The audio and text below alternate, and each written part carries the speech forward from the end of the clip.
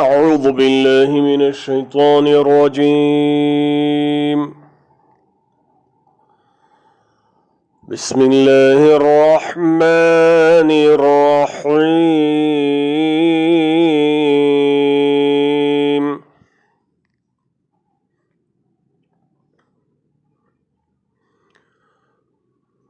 وكذلك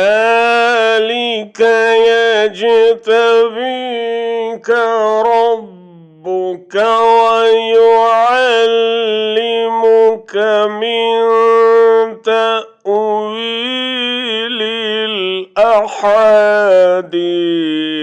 ويتم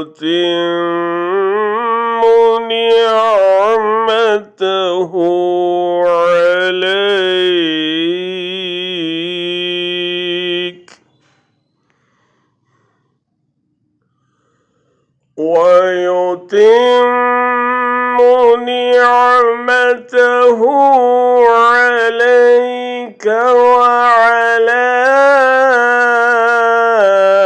آل يعقوب كما أتمها على أبويك من قبل كما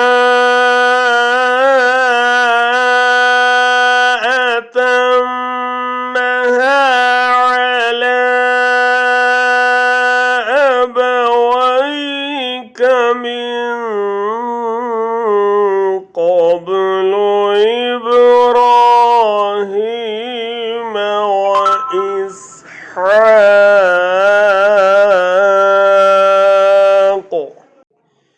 إن ربك عليم حكيم.